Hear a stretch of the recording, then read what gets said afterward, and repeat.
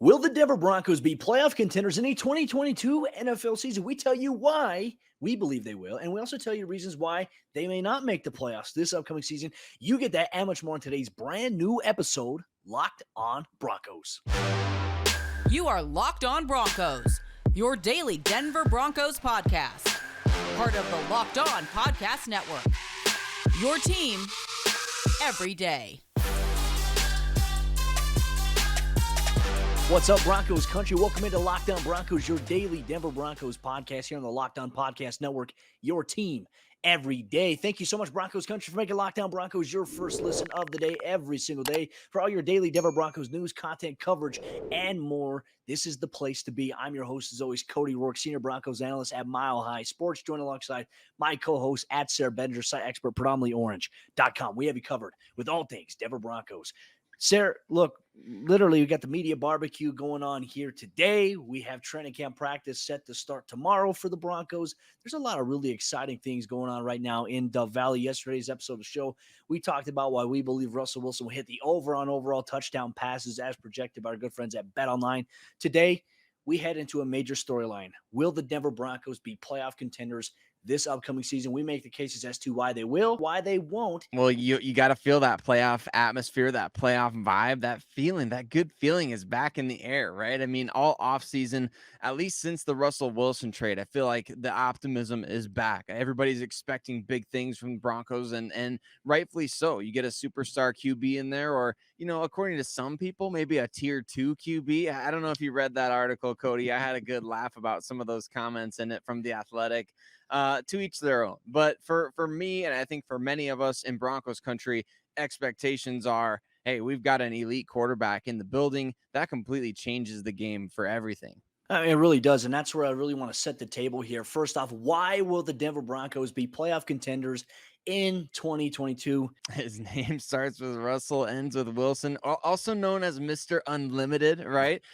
He's going to be transcending this offense. I think our show notes put it perfectly. Like, transcendental is the type of word that I think of, and it could be so easy to overhype a guy like Russell, even a guy like Russell Wilson coming in, right? I mean, he's been an established star in the NFL, and all of a sudden he comes to a new team. But I think a lot of people may be thinking of this in terms of, like, the NBA or the MLB, where a star changes teams and it just doesn't immediately translate to success. But football is so much different. When you get a player like Russell Wilson on your team, a quarterback can really drive the success of the team.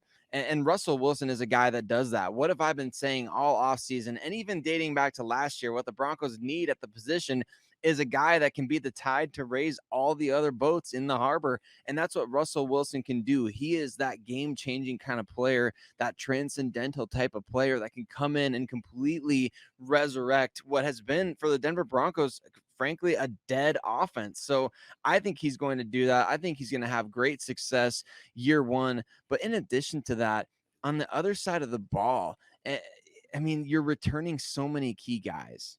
And that's going to be huge for the Broncos. The narrative that I've been seeing is, the Broncos, they expect the defense to regress because there's a first-time defensive play caller in Ejiro Evero. What if, right? Let's just throw this out there. What if Ejiro Evero takes this defense, elevates it, maximizes it to the best of its ability in a way that Vic Fangio maybe couldn't, because Vic had this tumultuous relationship with some players versus Ejiro Evero and this coaching staff. They're very collaborative. They welcome player feedback, whereas Vic's regime, they didn't really welcome a lot of player feedback or input in terms of the defensive game plan. What if the Broncos defense doesn't miss a beat, or maybe even gets a little bit better than they were last year? And Sayre, I think that's a tremendous possibility here because of the fact they're returning a majority of their defensive starters from last year. Regardless, Shelby Harris is gone, unfortunately. That's a big blow. That's a bummer here for Broncos country. But they've added some very good guys in DJ Jones, who was an absolute dog in San Francisco. You add Randy Gregory, who we believe can be a very special pass rusher for this Broncos team if healthy. Same with Bradley Chubb coming back fully healthy. Then you just factor in the secondary. It is loaded. K-Jack, Justin Simmons, PS2, Ronald Darby. I mean, this is a defense, Sayre, in my opinion, that could be one of the top units in the NFL. And if the Broncos have a top 5 offense and a top 5 defense, they will be playoff contenders this upcoming season. But I think, Sayre, the next point, a lot of Broncos fans have this question: is a new coach going to be an issue here for the Broncos? I think it's a valid question, honestly, but you look at a lot of different examples throughout the course of even just recent history. I mean, you think of like Matt LaFleur with the Green Bay Packers and Sean McVay with the Los Angeles Rams, and even like dating back to John Harbaugh with the Baltimore Ravens. A lot of guys have had success in their first year on the job as a head coach in the NFL. And so it's not unprecedented. Heck, I mean, it wasn't Gary Kubiak's rookie year as a head coach, but I mean, the Broncos did win the Super Bowl in his first year as head coach of the team. So it's definitely not impossible to think the team can go have success. And in some ways, I think this argument can get twisted to being like the devil you know versus the devil you don't, right? Last year, Vic Fangio and his staff, one of the most experienced coaching staffs in the entire NFL, that didn't exactly work out for the Denver Broncos, having all that experience on the staff. It ended up actually really compartmentalizing the entire team, and even some of the coaches and the players within the team, like we've talked about Pat Shurmur's comments about how about I be the play caller, you be the player type of thing that he was saying when he was there allegedly. And I think it's just completely different. Again, even if it's the devil you don't know versus the devil you know, it's kind of one of those things where I have optimism now that game management is going to be better because Vic Fangio is not the one that's in charge of calling the timeouts at the end of a half or at the end of a game, and different things like that with clock management, with game management, and with offensive coordinator change. Obviously, Nathaniel Hackett, the head coach, will be calling the plays. I think a new head coach isn't going to be a problem for the Denver Broncos. In fact, I think it could enhance everybody else on the team just based on the fact that we could see players getting used better than they were before. Are we going to see Jerry Jeudy going more like this? Or are we going to see him going, more like this, juking people out of their socks as a route runner? I feel like we're going to see things that they seem so simple on paper. Better usage of guys in the red zone, actually sending Jerry Jeudy on routes, actually utilizing him or KJ Hamler on those jet sweeps. Different things that I think we didn't see with the previous coaching regime that we will see with this new regime, learning from the mistakes of the previous, guys that were in place. It's going to be a big thing to follow here for Broncos country. Broncos country is going to be on the berm tomorrow in Dove Valley. It's a 10 o'clock a.m. start time for practice.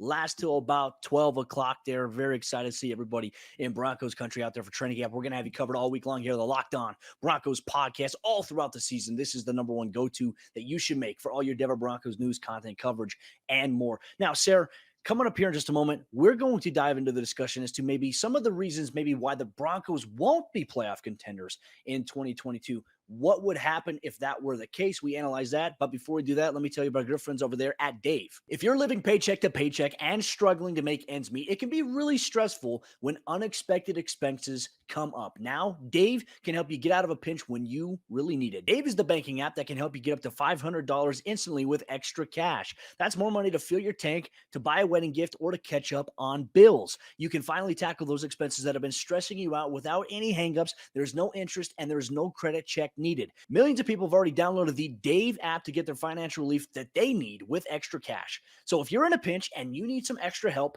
download Dave and think of it as a helping hand from future you. Download the Dave app from the App Store right now. That's DAVE, and sign up for an extra cash account and get up to $500 instantly. For terms and conditions, go to dave.com/legal. Instant transfer fees applies. Banking provided by Evolve. Member FDIC. Your future you will thank you.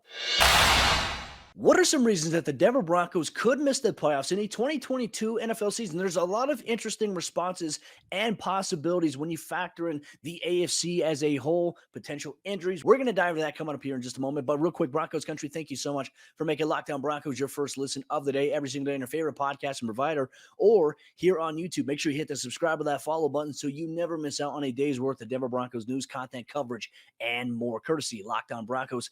Sayre, this was an interesting piece, right? Because I think when the Broncos acquired Russell Wilson, everybody automatically said, okay, hey, the Broncos, they're now in the conversation to become Super Bowl contenders. And it seems like ever since Russell Wilson signed the contract, there's been, I think, some detractors, not only just in the national media, but even in local media that say that the Broncos may not be a playoff team here in 2022 because it's a first-year head coach, because it's a, new offensive scheme here with Russell Wilson, because they're too young of a team. But wasn't it just last year, Sayre, where we had felt internally from watching as many games as we did, that we felt that the Broncos were just a quarterback away? So suddenly, what has changed with the narrative? Because in my opinion, looking at the offseason, looking at the draft free agency and at quarterback, the Broncos got significantly better. They did, and to your point, I mean, it's kind of ridiculous. Not only do we watch every game, but we watch every preseason game. We pour over the roster. We analyze every single roster move, practice squad or active roster or 90-man roster. It doesn't matter. We pour over it every single day here on this show and in our other jobs covering the Broncos, where we write about them and everything. And so, I mean, it just feels like that narrative shifted so abruptly over this offseason. To me, I don't think the roster is going to be a problem. I think that the number one issue that any team faces is just that war on attrition over the course of a season. If you are not one of the healthiest teams at the end of the year, you have a really good chance of falling short of high expectations, unfortunately. And that's really going to be the case for the Denver Broncos. And I think this roster is deep. Don't get me wrong when I say that, but there's certain players that you really just can't afford to lose, right? There's different players that, okay, yeah, we lose this guy, we can replace him with this guy. And not that you ever want to see anybody get hurt, but there's certain guys that you simply can't have get hurt and still have a lot of success in the season. The 2015 team was a complete outlier in this way. Like Peyton Manning, he got hurt, but he wasn't playing well anyway. And it kind of actually gave the Broncos a spark when Brock Osweiler came onto the field and kind of changed things up, have a little bit different, voice in that huddle. This team, I think it would be just so like if Patrick Surtain gets hurt or if Russell Wilson gets hurt. I think that's what really shoots down your potential playoff chances. But again, we don't expect those things going into a season. You expect dings, you expect bruises, you expect guys to go down along the way, but you're not necessarily expecting your best players to go down. Of course, injuries play a factor in this. But to me, Cody, I think more realistically, the bigger factor here is really the depth in the conference that the Broncos play in. Well, and I think that's really going to be the biggest key. I think for Denver too, like I know they didn't beat the Chiefs last season, but Sayre, it's like they came close twice last year to doing it. And if it weren't for a Teddy Bridgewater really poor game on Sunday Night Football, throwing those interceptions, I mean, the Broncos defense held Mahomes to his worst passer rating in his career, held Tyreek Hill to his lowest output as a wide receiver in the National Football League. I mean, the defense did its job. So it's like, it's hard to look at how the Broncos played last year against what I felt like is a more talented Chiefs team last year. Some question marks this year, but they're still a damn good team. There's going to be a Chiefs fan that probably finds this and takes issue with what I said, but I'm giving them their praise. They're a damn good football team. They're the king until they're not the king anymore. You look at teams like Buffalo, like I said, Kansas City, the Las Vegas Raiders, the Chargers. You also look at teams like Cincinnati, who went to the Super Bowl. Denver could have beat them last year. Unfortunately, there's a blown coverage, and the offense couldn't get it going down late when they needed to the most. It is a loaded conference from top to bottom. So I think for me, the one way, in my opinion, that Denver will miss out on the playoffs here in 2022, Sayre, is if they drop conference games. Look, they did really good against the NFC East last year. Winning NFC East games doesn't do anything for the AFC West Denver Broncos. You have to win a majority of your games in the division in order to give yourself the best chance at a wild card spot and the best chance to win the division. But more importantly, when you play other AFC teams, non-divisional games, you have to take care of business. You're going to play the Tennessee Titans this season. You're going to play the Colts on Thursday Night Football. It is going to be a loaded schedule here for this Broncos team. A lot of the opponents are going to be very tough. If Denver can take care of AFC conference games and they come out ahead of the pack above 500, then I do think that they'll make the playoffs. But if they drop a lot of those games, Sayre, I don't think they'll make the playoffs this year. And I think that's just putting the writing on the wall. What do you think is going to happen in this situation? Because Denver will be tested this year. They will, and I think that's the biggest. I do think that's the biggest reason why. If you want to make an argument for why the Broncos missed the playoffs, I mean, you could legitimately win 10 games in the AFC this year and still not be one of the 7 best teams in the conference. So, like, that's going to be huge. And like you mentioned, winning those NFC games, it doesn't really matter. I mean, we saw last year the Broncos in 2021 could have been the NFC East champions in 2020. So that's just the way that things go. But unfortunately for them, I mean, it doesn't matter in the AFC West. You have to probably win 11 or 12 games just to get in to the playoffs. And then from that point, you have to run a gauntlet that could include any number of teams from any number of these divisions. I think, and we don't even talk about the Tennessee Titans, who were the number 1 seed in the AFC last year, which is crazy to think about. And it's just such a odd situation in the AFC right now as compared to the NFC that the Broncos are in. So it's going to be crucial to get off to a hot start. We know the schedule starts off relatively quote unquote easy for the Broncos this year leading up to their bye week by comparison to the gauntlet that they face in the second half of the season. Ooh. So definitely you want to get off to a hot start. I think certainly the things that we've talked about, uh, making sure that you are able to stay as healthy as possible, however much you can keep that in your control as possible, and then also winning those AFC matchups, even against the bad AFC teams, right? Like, don't be dropping these trap games. For Don't be Houston. going out to Houston. Exactly. Don't be losing to the Jets or the Texans, or don't be going out to London and losing to the Jaguars. Like, these are games the Broncos simply can't drop, even if those teams are improved this year, which I expect them to be. I don't think you can lose those particular games and expect to win. You want to be able to split games that may be tougher down the line. Games against, like you mentioned, Baltimore, going into Baltimore, which is, I mean, one of the toughest places to play, regardless if they are fourth place last year or not. I think that's going to be the biggest thing that potentially prevents the Broncos from getting in to the playoffs this year.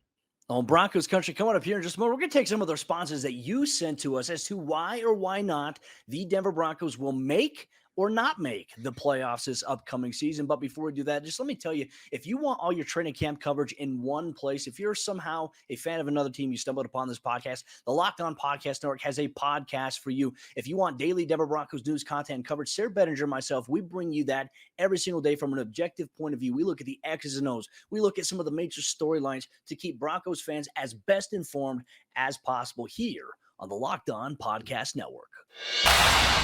As we jump into the fourth quarter action on today's episode of the show, real quick, Broncos country, thank you so much for making Locked On Broncos your first listen of the day every single day.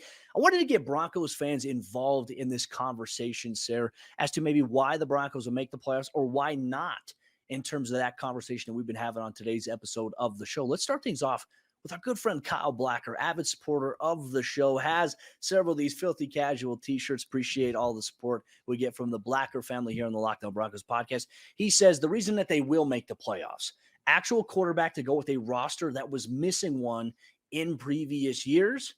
That, I think he makes a very good point. On the other side, what is the reason that he said as to why they won't make the playoffs? Well, I think these are good reasons. If things don't come together quickly for the new staff, if play calling is an issue, you have a first-year defensive coordinator. I think you could really go both ways with that coaching staff argument, right? You could say, well, either it's going to be better because it can't get any worse than it was, or it's not going to necessarily be better because these guys are all new at what they do, right? Nathaniel Hackett is a first-year head coach, and really, I mean, he hasn't called plays a lot in his NFL coaching career, so he's going to be calling the plays for really the first time in a while. And then you got Ejiro Evero, the defensive coordinator, first time DC. You've got Dwayne Stukes, first time special teams coordinator at the NFL level. You got a lot of first time position coaches, first time this, first time that. It's like basically a rookie class coming in and the coaching staff, but you could see that going either way. But I think it's a valid argument to say that could be a reason why things won't go well. And then obviously, Cody, we've got the Mile High Prophet here who is declaring that the Oracle has spoken. Well, he says that the Broncos will make the playoffs, and the reason why, he says, I have consulted with the Oracle at Mile High. I don't think there needs to be any further conversation on that. The Oracle has spoken. The Denver Broncos will be playoff contenders in 2022. Mile High salute to our good friend Mile High Prophet. But now let's get to Justin at Canada's Canes on Twitter. His reason for why, he says, why? Russ is healthy and the coaching staff has done well in their first year in brand new rules, right? Kind of having that conversation, going back to the anomalies that we've seen with the rising trend of young head coaches. I wouldn't necessarily say Nathaniel Hackett's like the young 25 or 29-year-old guy that Sean McVay was at the time when he became a head coach in the National Football League. But, the younger, more energetic head coaches and also position coaches. Denver has a lot of that this year. We talked about the experience of Vic Fangio's staff the last two seasons, how it was the most in the NFL. Unfortunately, it didn't translate to the Broncos making it to the playoffs. Was that an issue of not having a quarterback? There's a possibility, but also is it, not being able to relate to players? I think is a huge thing in today's NFL that often gets overlooked, and this new coaching staff has done a really good job of getting that buy-in from players because they are very relatable.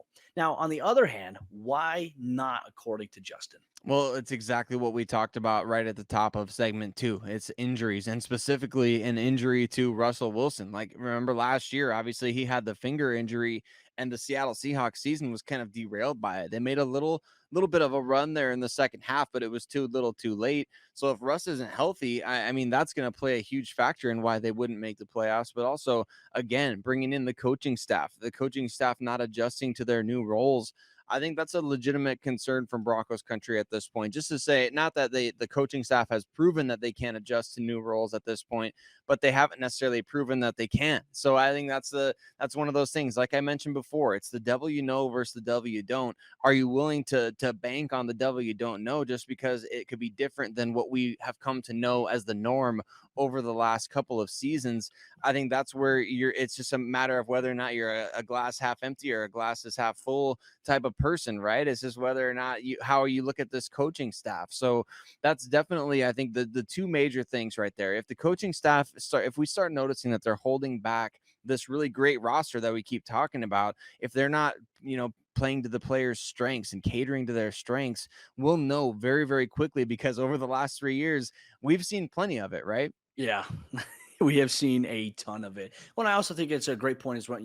One thing you Broncos fans can expect this season here at the Locked On Broncos podcast, Sayre mentioned it. We're never going to be too low. We're not going to be doom and gloom, hot take, screaming the world is on fire, the sky is falling, and we're not going to be too high. Like we're going to be in the middle. We're going to cover things the way they need to be covered. We're going to see, okay, hey, maybe this is going on. How can they fix it? We're going to be solution based in our analysis and coverage of the Denver Broncos. You don't need that hot take stuff. We don't believe in hot takes. We don't believe in the overreaction stuff. You get real objective Denver Broncos news content coverage here on the Locked On Broncos podcast every single day, all year long, because for the true fan, there is never an offseason. But that'll wrap up today's episode of Locked On Broncos here, your favorite podcast provider, or whether you're watching us here on YouTube. We appreciate you so much. Tomorrow's episode of the show, we have the media barbecue. Will we hear from George Payton? Will we hear from Nathaniel Hackett?